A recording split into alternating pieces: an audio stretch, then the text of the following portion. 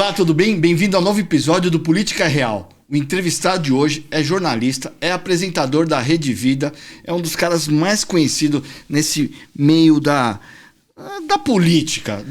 Ele entrevista todo mundo. Hugo Rocha. Senhor, como é que vai? Prazer estar aqui com você. Entre você no meio da política, mas você é conhecido por todo mundo, né? Você já entrevistou arcebispo, né? Ex-presidente, ex-governador, prefeito, ex-prefeito, um monte de gente.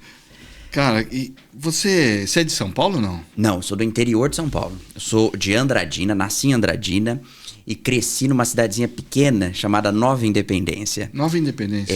Se a gente pegar aqui a Alameda... Quantos habitantes hoje, né? Hoje, Nova Independência tem 4.600 habitantes. Quando eu morava lá, devia ter uns 2.500. É pouca gente. Se a gente pegar essa quadra aqui na Alameda Campinas, já é a população de Nova Independência. Pega 3, 4 prédios, já tem a população. Né? É uma cidade muito pequena. Mas é uma cidade que foi importante eu ter nascido lá. A gente não escolhe onde nasce. Porque isso me fez entender um pouco o que é o Brasil. Então hoje, quando eu vou entrevistar alguém, algum político, você confronta ele com base de um olhar interiorano e que entende as dificuldades de um Brasil que muitas vezes não é real para a maioria das pessoas. Sua mãe era professora? Minha mãe era professora. Pai e mãe vivos? A minha mãe faleceu. Faleceu? Quando eu cheguei aqui em São Paulo, a gente pode contar um pouco sobre isso. Meu pai é vivo, foi funcionário público, aposentou semana passada. Então, ele foi vereador? Vereador, 3 mandatos. Lá em Nova Independência. Nova Independência. A história dele, ele estava em São Paulo. O Hélio Carlos Alexandre, que foi prefeito em Nova Independência, década de 80. Década de 80. 80 e 90. Ele entrou ali. Ele era protético aqui em São Paulo. O Hélio chamou ele para ser candidato a vereador. Ele foi. Foi eleito, reeleito 2 vezes. E a gente acabou... Você estava falando um pouco esse negócio de interior, né? Quem mora no interior, principalmente... Você não morou num grande centro, assim. Vou dar uma bobagem. Ribeirão Preto. Ribeirão é uma grande cidade, correto? Mesmo sendo interior, é uma grande cidade. Molda as pessoas de forma diferente? Você vê que as pessoas do interior são diferentes da capital? O que eu, que nasci na capital e morei a vida toda na capital, não enxergo que você de repente enxerga? A dificuldade de pequenas coisas que fazem muita diferença na vida das pessoas e que aqui em São Paulo você tem facilmente. Por exemplo, transporte público. Aqui você consegue pegar um ônibus em qualquer rua, um metrô e se locomover rapidamente. Estou colocando isso... Você consegue ir de um ponto ao ponto, né, do outro lado, né? Eu consigo sair daqui e ir para Guarulhos, né, que é uma outra cidade. Exatamente. Agora, você sair de Nova Independência e para Andradina, que é a cidade onde eu nasci, que tem 60 mil habitantes, você tinha 2 horários por dia, de manhã e à tarde. Você não tinha opções. Ou você tinha carro próprio, que se locomovia com a carona, ou você... tinha esses 2 horários por dia. Então é uma coisa que eu acho que é primordial. Transporte para as pessoas que não têm condições. Mobilidade para quem não tem condições é precária, é escasso. E eu estou falando ainda de um local que tinha 2 opções por dia. Eu conheço municípios no Brasil, você também deve conhecer, que não tem transporte. Não tem um ônibus que leve para uma cidade maior, que possibilite isso. Então a pessoa fica refém daquele universo. E aí... A gente fala, vou falar de quando eu morava lá num período pré-internet. Só chegava as coisas muito e muito tempo depois, conceitos, ideias. Você acha, hoje, mesmo tendo internet, você acha que existe um atraso ou a informação que eu recebo aqui na capital de São Paulo tem a mesma velocidade ou chega a mesma informação ao mesmo tempo em Nova Independência? Wilson, tem dificuldade ainda, sabe por quê? Por conta do algoritmo. O algoritmo, né? Quem está limitado a esse contexto não conhece pessoas muitas vezes relevantes. Então ela acaba nichando em pequenos grupos e recebendo informações distintas. Diferente do que a gente recebe aqui em São Paulo. É óbvio. Chega muito mais fácil. Uma modinha chega... Antigamente não chegava lá, que já tinha acabado. Não chegava. Agora, lá não, chega rápido, mas assim, ainda nichado. Aqui em São Paulo também, se a gente pega um extremo, as pessoas, elas veem o mundo de uma forma diferente da nossa. E como que o jornalismo entrou na sua vida? Porque, assim, se você for imaginar, para mim também não foi assim. Meu pai falecido, mas ele era administrador e eu acabei entrando na política. Mas como que entrou o jornalismo?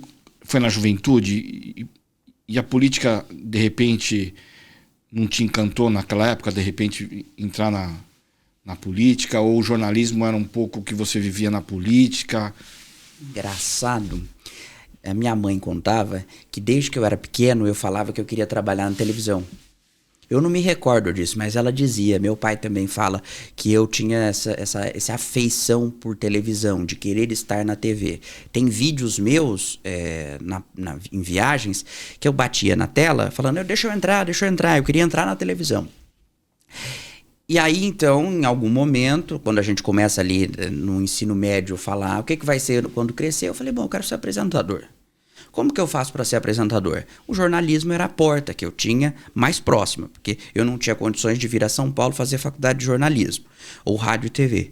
Então eu escolhi o jornalismo ali próximo mesmo, em Araçatuba, e foi o que eu consegui chegar mais próximo. Agora, a política, ela auxiliou muito nesse processo, porque numa eleição municipal em que nós apoiamos uma candidata, Beth Morimoto, eu fiz ali meio que um papel de assessor, sem saber que era o papel de assessor.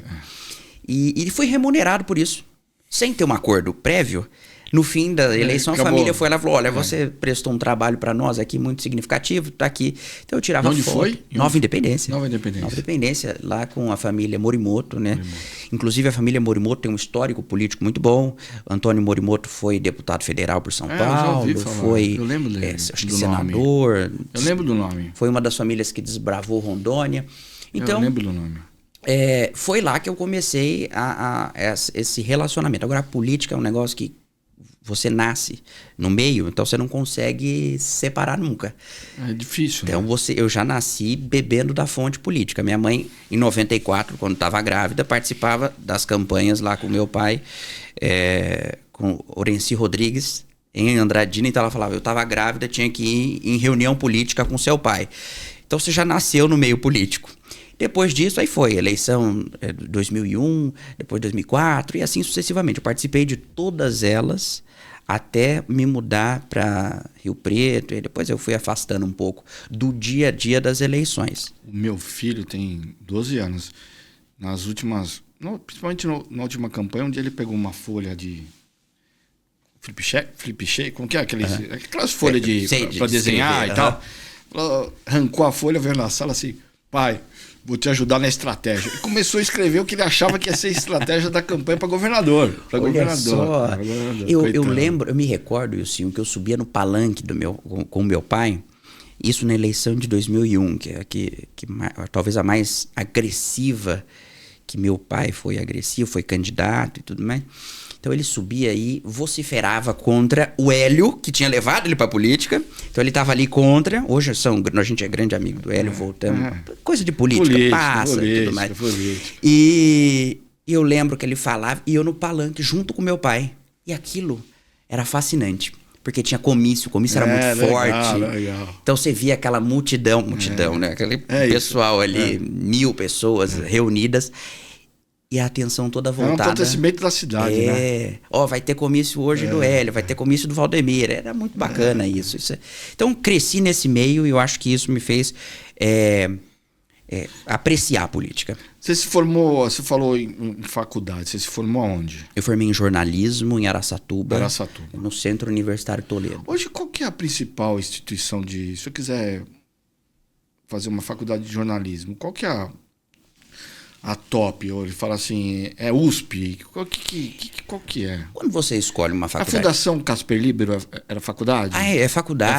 É uma faculdade de renome, tem lá seus problemas por ser fundação, mas tem um respeito, um título respeitabilíssimo. Agora, você pega aí, por exemplo, Belas Artes, eu acho que tem jornalismo também. Belas Artes. FAAP tem jornalismo.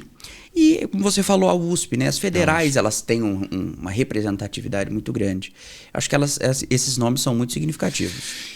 E aí você fez faculdade, Antes de vir para São Paulo, você trabalhou regionalmente em jornalismo, em redação, um apresentador? Como que foi? Como que foi essa tua trajetória para o jornalismo até chegar em São Paulo? Sim, eu trabalho desde o ensino médio. Então, tinha um programa do governo do estado que tinha salas de informática e fazia monitoria. Então, eu trabalhava ali como monitor no terceiro ano do colegial. Qual que era o nome mesmo? Eu não me recordo, mas você deve lembrar desse projeto. Eu conheço, pô. E aí... A gente colocava em terminais de ônibus. Onde tinha circulação, inclusive. Era muito significativo, foi bom esse projeto. Aí fui para a faculdade. Comecei, desde o primeiro ano eu faço estágio. Então eu fiz estágio nos 4 anos da faculdade. Trabalhei na UDOP como estagiário. Depois mudei para a Secretaria de Cultura da cidade de Araçatuba. Fiquei 2 anos, esgotei o prazo de estágio. E fui trabalhar na TV Araçatuba, que pertencia ao Grupo Folha da Região. E lá eu me desenvolvi como... o pessoal brinca falando que eu sou uma espécie de Amaury Júnior. Porque eu acho que eu admiro muito a Amaury como aí figura. Você fez coluna social? Fez coluna social? Coluna social, isso mesmo. Fiz no impresso do jornal, que eles tinham um jornal muito respeitado. Legal isso. E na TV. Então eu já cheguei ali ganhando uma espécie de... Hoje eu tenho conexões Rede Vida, lá na Rede Vida. Eu fazia isso de modo muito primário, assim, sabe? Aprendendo, caminhando, porque eu não sabia, não tinha experiência. Então eu ia... Você fala em experiência, eu já fiz de tudo na minha vida, né? Eu fui para uma eleição em Santos, fui coordenar, né?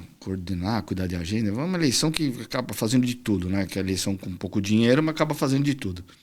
Quase ganhamos, tivemos 90 mil votos, não ganhamos porque foi a eleição do Enéas, que o Enéas teve mais de 1 milhão, e aí o coeficiente para entrar aumentou muito. Acabou a eleição, falei, cara, vou fazer o quê, né? E o candidato, ele tinha um jornal que chamava Povo de Cubatão. O Povo de Cubatão. Eu vou até falar o nome, o Raul Cristiano. Hoje ele é secretário adjunto da Justiça. Falei, Raul, eu vou lá tocar aquele jornal lá, enquanto eu não acerto se eu volto para o governo, para onde eu vou, porque eu tinha saído do Ministério da Educação para fazer a campanha dele, e depois eu ver o que é a vida. Eu tinha, acho que, 20 e poucos anos. Eu fiquei 6 meses como... o administrador, né? O CEO do jornal O Povo de Cubatão. Olha só, então você tem experiência. Cara, também. E vou te falar, é que eu sou raçudo. E me dei bem, porque eu peguei, o jornal estava destruído financeiramente, eu pus em ordem, comprei uma Kombi, porque era... Fazer entrega. Entrega. Era impresso, né? Não tinha internet, eu acho. Sei lá se tinha internet, eu acho, nem lembro se tinha internet. Se tinha, era um negócio irrelevante ainda, né?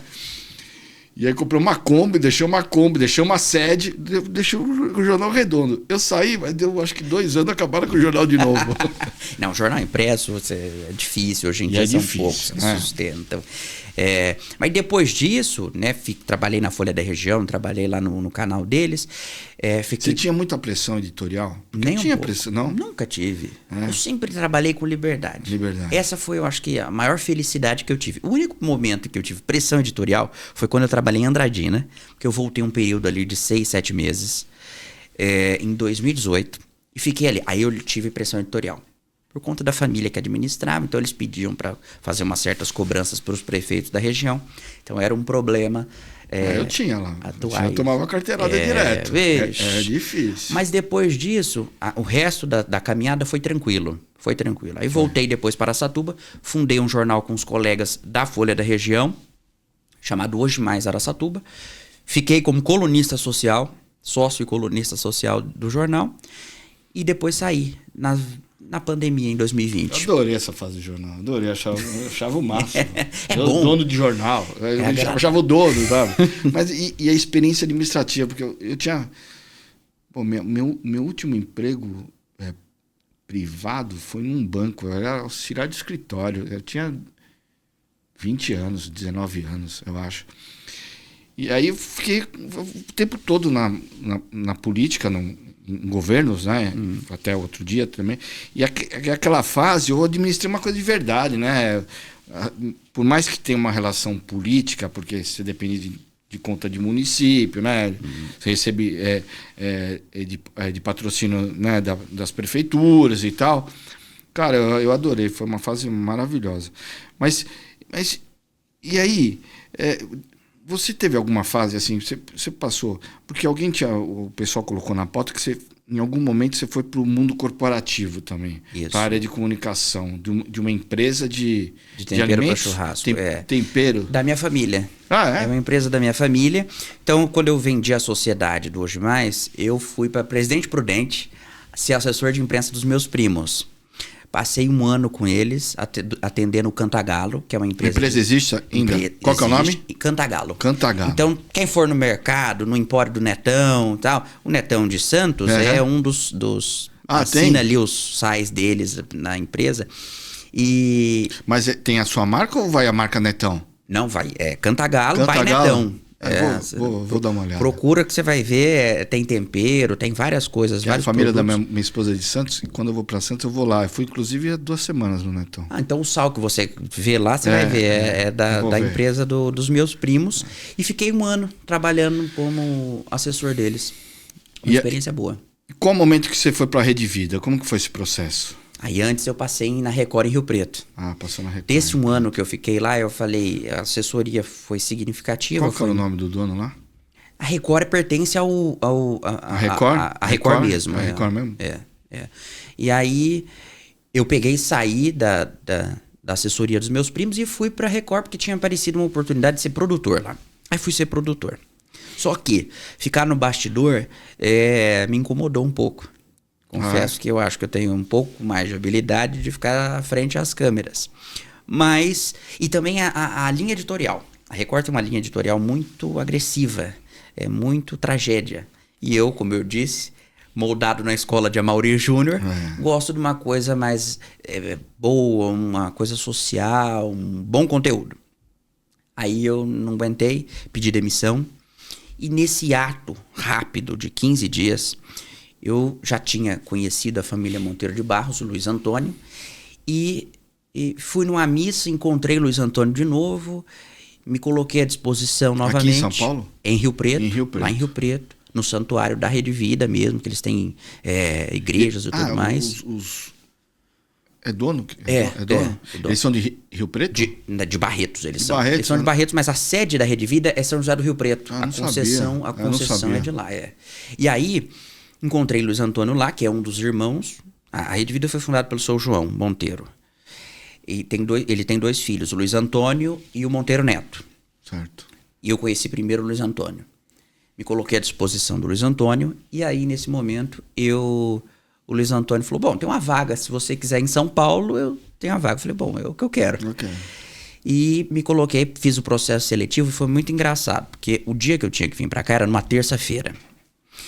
A eleição, o segundo turno da eleição de 2022, eleição de 22, foi no domingo. O Bolsonaro perdeu, Lula ganhou, as estradas foram fechadas, eu não me atentei a isso. Fui segunda-feira à noite para a rodoviária, não tinha ônibus para ir, não tinha como vir para São Paulo. Como que eu ia participar do processo seletivo? Não participei. Não participei. Aí eu voltei para casa e falei, bom, não era para ser, deixa quieto, vou ficar por aqui mesmo. E aí falei com o pessoal do processo, eles falaram, não, manda o vídeo que todo mundo tinha que fazer um vídeo, manda o seu vídeo e tudo bem. Não tive resposta. Passou uma semana, a moça me liga e fala, olha, a vaga você sabe que é para São Paulo, né? Eu falei, sei. Não tem como voltar para Rio Preto. Eu falei, não tem problema, não tô apegado à cidade. Aí ela falou, então tá bom, você passou do processo. E aí eu, a partir de então, entrei na Rede Vida e mudei pra cá em novembro de 22.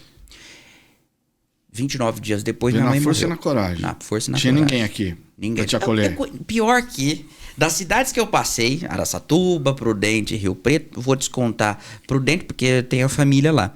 Mas das cidades que eu passei, a cidade que eu mais conhecia gente era São Paulo. Era São Paulo, né? Então eu cheguei... Isso ajuda. Eu cheguei tranquilo. E facilitou, as portas se abriram, graças a Deus, muito bem. Passei um momento difícil quando eu cheguei aqui. 29 dias depois, minha mãe morre de um infarto. Ela estava ali Nova? 49 anos. Puta merda. Ela era professora, estava na formatura dos alunos, passou mal Caraca. Enfim, você imagina, um atendimento em 9 E dependências. mulher, né? chegar- É tão difícil a gente ver história de mulher infartar e falecer, né? É difícil isso. Mas eu tava na Rede Vida. E eles me deram um conforto significativo, sabe? Eu falo que o que eu recebi ali é algo... Foi único, sabe? Um lado cristão muito representativo. E aí depois me embrenhei no trabalho, veio depois do Frente a Frente. E foi tem sido uma experiência muito significativa e um aprendizado diário. Os formatos são diferentes, né? Total. Conexão é mais estilo Amaury Júnior. Exato, E o Frente a Frente é mais... É mais... Vamos achar um cara... Como que é o nome do... É mais Bial. Bial, isso. Bial, isso. né? Eu ia falar Roberto Dávila, né? Não, Bial. Dávila Vamos colocar Roberto, cara. Bial é bom. É muito inteligente, bom, né? É sensacional. Isso. Como que você se molda? Porque são perfis diferentes, né? Você mesmo tem que estar num perfil diferente também, né? Wilson, eu tive Tem que dificuldade. ter duas... Não vou falar que tem que ser bipolar, né? Mas tem que ter duas personalidades, né? O mesmo que é entrevistador não é o mesmo que faz o social, não é o que faz o arcebispo de São Paulo. Não é? Não é. Não é. Não dá. Não é. Tava lá no Festival do Japão esses dias, comendo Vieira de Hokkaido, e depois você tá ali na frente do Michel Temer. Não dá, né? Mas é muito engraçado, porque eu tive dificuldade de começar o Conexões sendo leve. Primeiro você começou frente a frente? Comecei o frente a frente. Tá Tava no ali 100º episódio? Mais de 100. Mais de 100. Já fiz mais de 100 entrevistas. 100 entrevistas. Personagens Vamos não. fazer a propaganda. Que dia que é, horário? Segunda-feira, 10h30 da noite na Rede Vida, o Frente a Frente. O Frente a Tem Frente reprisa? Tem reprisa ou não? no Rede Vida Mais. Rede de Vida Mais. E depois vai pro Rede Vida Informação no YouTube. E o Conexão? E o Conexões é domingo, 9h30 da noite. Pronto. Então vamos voltar. Dois programas. Eu tive dificuldade de começar o Conexões leve. Eu estava ainda engessado com a formalidade do Frente a Frente. Eu já tinha mais que é outra de personalidade. Por isso que eu falo, é meio bipolar. Tem que ser duas personalidades. Total. Muito diferente. Mas eu fui me moldando com o tempo. Fui me moldando e até com o Frente a Frente. Hoje eu tenho muito mais liberdade. Quando eu te entrevistei há pouco tempo atrás, eu estava muito mais tranquilo. Agora as entrevistas do Frente a Frente eu me sinto mais à vontade. Não tenho tanta pressão. Agora, O que te incomodava? Eu mudei bastante também. Porque, mas é um negócio da experiência, né? Pegar o meu primeiro episódio, nunca tinha feito nada, né? Eu sou formado em Direito, né? Administrador público, né? Não sou entrevistador, né? Mas aqui foi um gancho, foi um momento que eu falei, quero fazer algo diferente. Pô, eu quero entrevistar o mundo que eu conheço, entendeu? Pessoas que, de alguma forma, moldam a opinião das pessoas, né? Que é o seu caso. E encarei, mas pega a minha primeira de hoje. Muda. E sei que daqui 100 novos episódios eu vou estar muito melhor do que eu estou hoje. O que me incomodava, por incrível que pareça, era o cenário que eu tinha. Era um cenário virtual. Era um cenário todo num equipamento. O estúdio era verde, chroma key. Isso, era cromo. E aí eu não sei o nome do programa, e aquilo me incomodava. Mais do que estar diante do, sei lá, do Temer. Me incomodava o cenário. E isso me deixou muito inquieto, sabe? Eu acho que isso era o que me gerava um certo incômodo. E, obviamente, você tratar de temas. O programa é bom porque é o seguinte: o Wilson vai falar do quê? Da estratégia política, da experiência política dele. Eu não vou colocar o Wilson na parede para falar pro Wilson assim, e aí, me fala alguma coisa. Existe esse mundo aí perverso, político? Existe coisas que você já assistiu? Não vou fazer isso. Eu não faço. Eu falo para as pessoas. Aqui eu não trago ninguém para lacrar e nem para pegadinha. Recorte, eu trago para bater papo, amigo. Se quiser contar uma coisa que vire notícia nacional e tal, é o entrevistado, a pessoa que eu estou entrevistando que decide. Mas eu não estou aqui para... Né, não é meu papel. Eu também não, e a política da emissora é não tratar de tragédia, não pressionar. A gente faz uma boa notícia para as pessoas terem espaço. Você não vai conseguir esse espaço em outras emissoras. Você não vai conseguir isso na Globo, na CNN, no Jovem Pan. Não, você não vai conseguir. Você vai sempre... O Conexão foi um projeto seu ou foi uma demanda da emissora? Projeto meu. Foi uma ideia que eu levei para a direção como fonte de movimentar essas coisas comerciais, questões comerciais, e também poder explorar um pouco mais de onde eu estava indo e não tinha tempo para levar para o jornal. A matéria do jornal era 2 minutos. Então, como é que eu vou num evento do Esfera Brasil, no litoral, e vou usar só 2 minutos de 2 dias de evento? Não tem como. Não dá. Então eu fui e levei a proposta, foi muito bem aceita. E naquela ocasião, muito recentemente, eu fiz uma entrevista com o presidente do Tribunal de Justiça de São Paulo, o Dr. Fernando Antônio Torres Garcia, e ele falou assim: por que você não vem fazer uma matéria aqui na sede do tribunal? Vem mostrar aqui, isso aqui é um palácio do Ramos de Azevedo, isso aqui tem uma história muito bonita, eu fico lisonjeado, eu faço um passeio com você, se você quiser.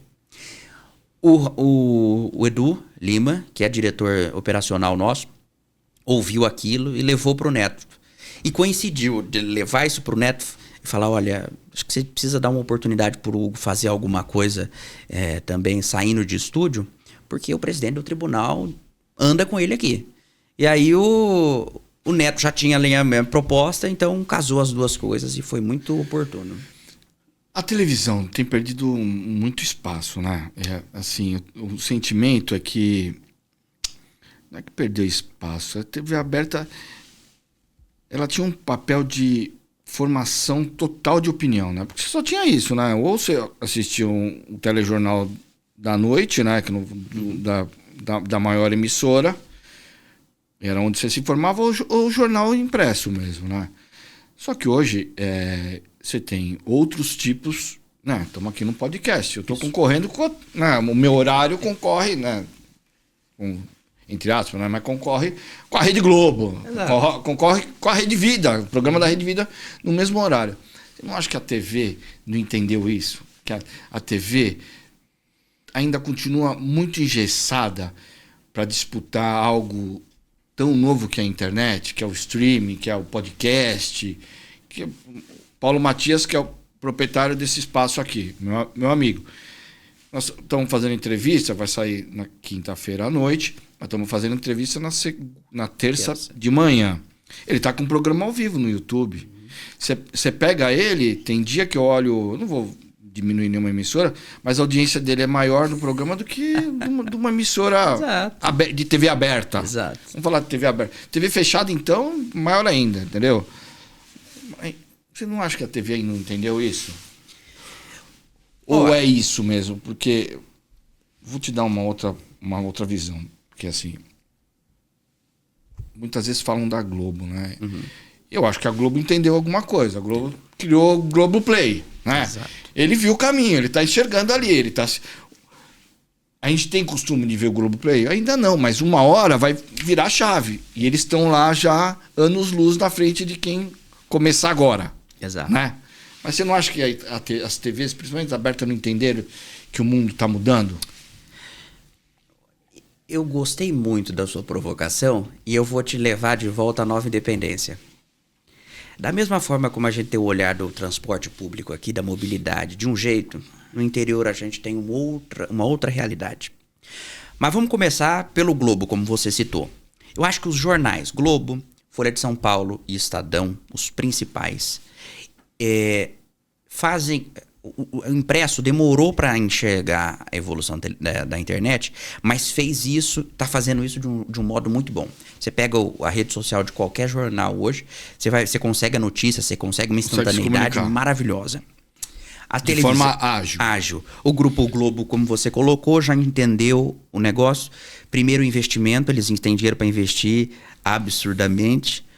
E as outras emissoras, por exemplo, você tem o SBT que abriu o SBT+, lá no streaming gratuito, com todo o conteúdo deles, fazendo os documentários exclusivos lá para o aplicativo. A Record tem o aplicativo da Universal, Band, Rede TV, Rede Vida não tem nada nesse sentido.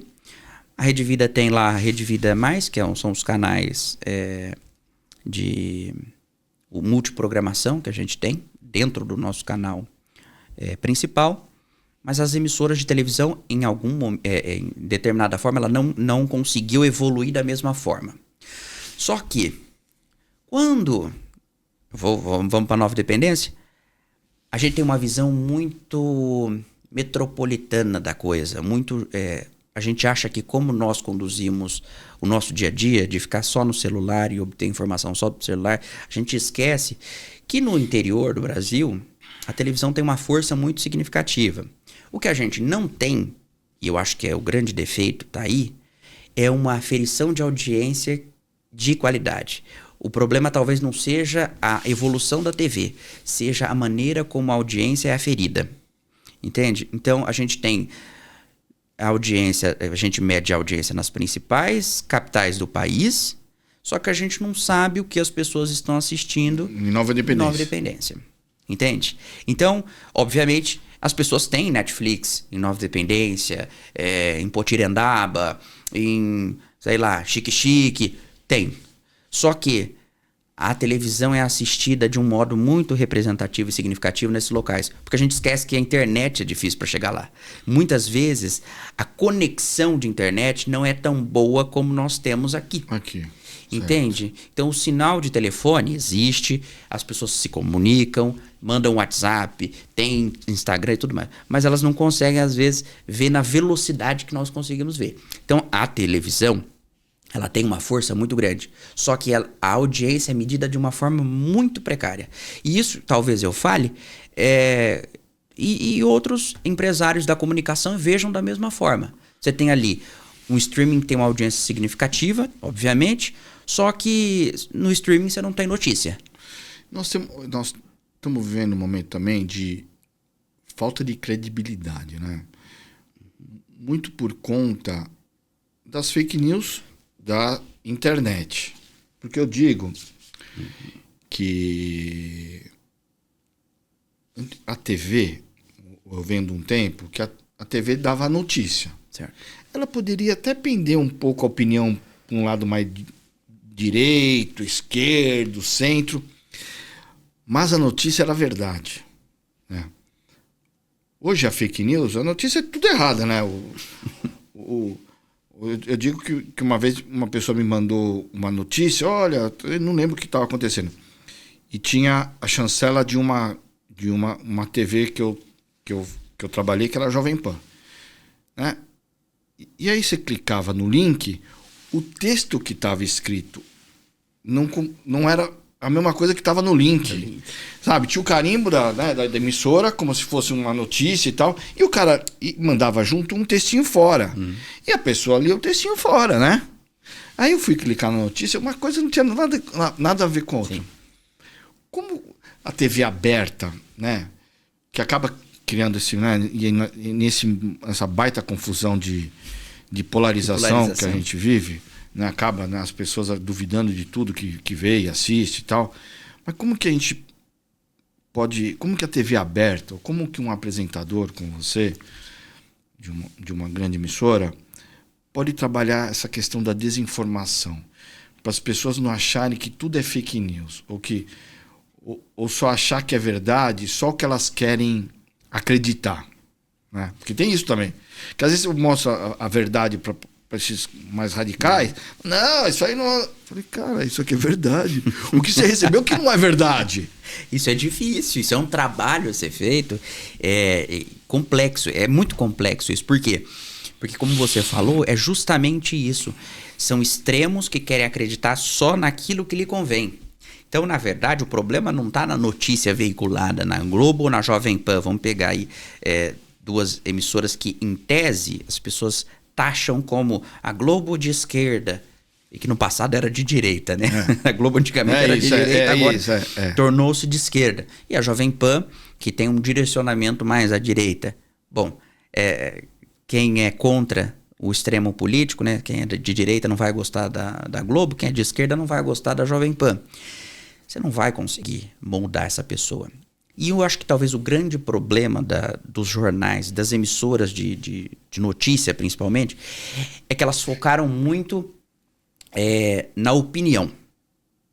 Eu deixo talvez de falar notícia e foco mais na opinião. E aí a opinião vem carregada do ponto de vista. O ponto de vista editorial vai estar presente ali. É só você assistir as TVs, você sabe bem como é que é. Agora, quando você pega, vamos falar das grandes emissoras de TV aberta. Globo, Record, SBT, Rede Vida, Rede TV, Band. Todas elas tentam, de alguma forma, serem neutras, serem objetivas. Agora, como você vai fazer com que as pessoas acreditem no conteúdo que elas têm ali oferecido, né? Olha, o presidente Lula quer dialogar com os Estados Unidos. Essa é a notícia. Agora, quem recebe isso é interpretação. Entende? Então a gente talvez tenha que educar as pessoas a compreender o que é uma notícia novamente. É um processo talvez educacional, Wilson. E você acha que as TVs, por conta disso, tem perdido força na formação de opinião? Porque era o que a gente tinha, né? Formava muita opinião, volto a dizer, né? Jantava, ia todo mundo para a sala, assistia o principal jornal, no domingo assistia o principal programa de TV, no domingo comprava a principal revista, os jornais. Mas a TV tem perdido esse espaço nesse ecossistema de comunicação na formação de opinião? Eu acho que o que a TV perdeu, ela perdeu a instantaneidade, isso ela perdeu, e algumas pessoas que eram grandes nomes que a gente tinha na televisão, então você queria saber o que o Arnaldo Jabor ia falar no Jornal da Globo sobre essa relação do Trump. Hoje em dia não. Hoje em dia, você tem a opinião de uma pessoa que você não sabe a formação dela, você não sabe qual é o conteúdo que ela tem, você não sabe qual é a trajetória de vida dela, e o cara condiz com o que ele pensa, então é isso, pronto. Antes você aceitava. Isso é ouvir a opinião do seu analista político que fala o que você quer escutar. Exatamente. Né? Você não é o que faz. Não é mais o análise. Com o Arnaldo Jabor, você poderia não concordar com ele, mas ele fazia você pensar, né? Exato. As pessoas não querem mais pensar. As pessoas querem consumir o que elas gostam, né? É um negócio assim, que nem comida. Eu só vou comer macarrão porque eu gosto só de macarrão. Eu quero consumir só o que o cara... E vive um ser desinformado. Isso que é a verdade, né? Então você quer ali ouvir a opinião de um minuto do cara? Eu falo no meu Instagram, eu apanho da direita, apanho da esquerda. eu falo assim, olha, não precisa gostar de mim. O que eu quero fazer é justamente que as pessoas voltem a pensar. Né? Não é só consumir o que gosta, né? Não é só tomar café com açúcar, porque só gosta de tomar café com açúcar. Tem que tomar um dia sem açúcar também para ver o gosto. Falando nisso, você, por exemplo, a sua análise sobre o Temer, né? Que é um cara que a direita tem crítica dele com ter colocado Alexandre de Moraes lá. A esquerda não gosta por conta do impeachment. Você tomou pau dos dois lados, você apanhou de todo mundo só porque você fez uma análise daquilo que é a figura do Michel Temer. O cara é um oráculo. Os candidatos a presidente estão passando tudo lá no escritório dele. Pronto. Para conversar, para entender, para sabe, para entender um pouco mais de mundo, para se aconselhar. Vem falar. As pessoas não enxergam, porque tá indo o cara da direita e tá indo o cara da esquerda do Temer. Enquanto eles não gostam, o mundo político tá indo conversar com o Temer. O problema é que as pessoas não sabem como funciona a política real. As pessoas não sabem. Elas não entendem que o contexto. Se elas lessem a biografia do Churchill, elas entendem que o Churchill gritava contra os trabalhistas ou contra os liberais, e depois, no fim do dia, todo mundo pro mesmo clube viver a vida como cidadãos.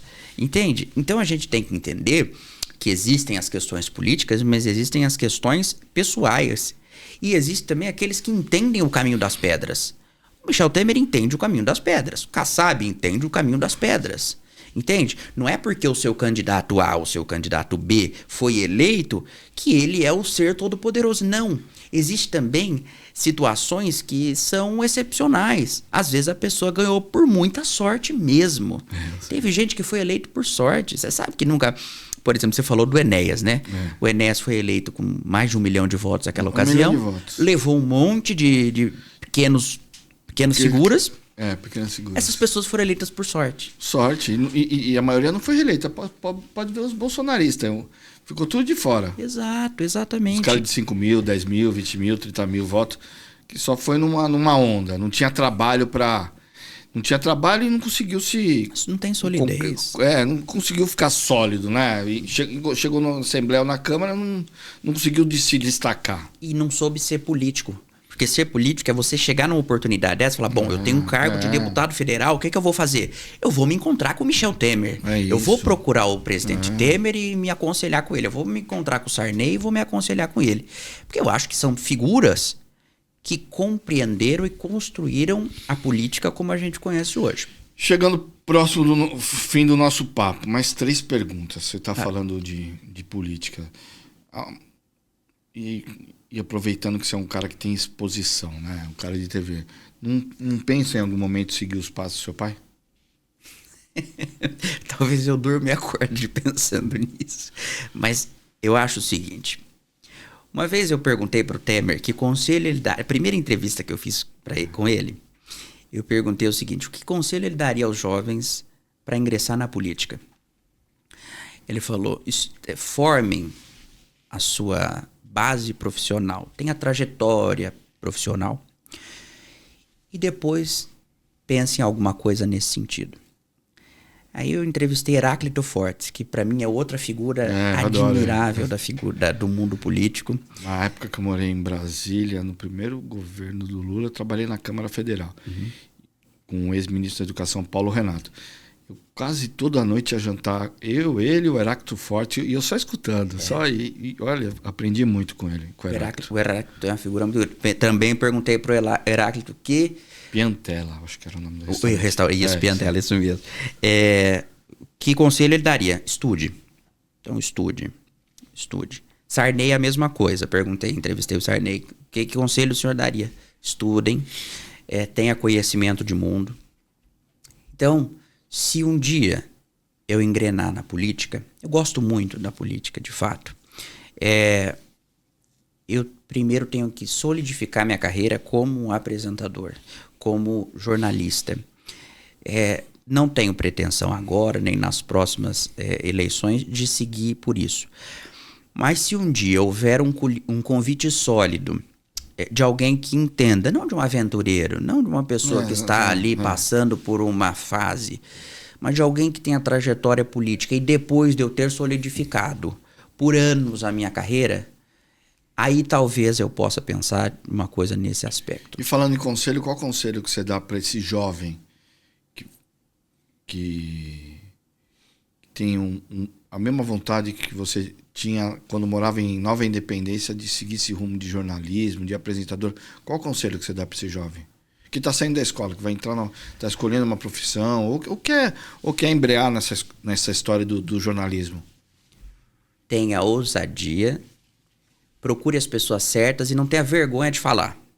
Porque, por exemplo, se eu encontrar o Wilsinho, se eu não conhecesse, encontrasse você e soubesse da sua trajetória política, independente do local que você tivesse, eu me apresentaria e me colocaria à disposição para fazer... olha, Wilsinho, eu conheço sua trajetória política, eu gostaria muito de ter um papo com você para aprender um pouco sobre esse mundo político e tudo mais. Eu quero ser jornalista, eu sei que você foi administrador de um jornal e tudo mais. Alguma coisa nesse sentido. Em todos os lugares que eu estive, mesmo não estando na televisão, eu sempre me colocava diante das pessoas que eu sabia que em algum momento eu precisaria entrevistá-las e me colocava: eu sou jornalista, eu sou assessor de imprensa, vamos lá, eu sou assessor de imprensa da empresa dos meus primos, queria mandar um kit para você de sal para churrasco. Você ia me passar o seu contato, eu ia te mandar o sal para churrasco, mas eu já estava pensando que em algum momento eu teria um programa e eu precisaria entrevistar você. Então eu acho que o que dá para se fazer hoje em dia é muito mais fácil do que na minha época. Cria um canal. É isso. Cria um podcast. Foi o que eu fiz. E faz. Você não pode trazer o cara lá pro interior, né? Sei lá, Borá.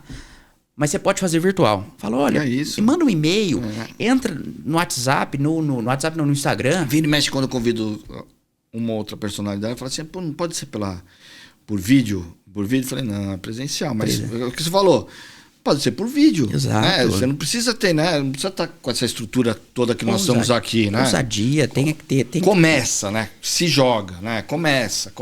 E tem que fazer de alguma forma. E nunca ter vergonha de se aproximar e se apresentar. Entende? Eu acho que eu sempre tive muita boa receptividade das pessoas, mas eu acho que por conta dessa maneira como eu sempre cheguei nas pessoas. Educadamente, você vai, se posiciona, se apresenta. E hoje em dia, mais do que nunca, estuda, porque o estudo ele te coloca um pouco adiante daqueles que simplesmente colocam na frente da televisão e começam a falar um monte de coisa. Eu acho que falar só o que um determinado grupo vai pensar, não. Você tem que fazer com que as pessoas, como a gente falou do Arnaldo Jabor, pense.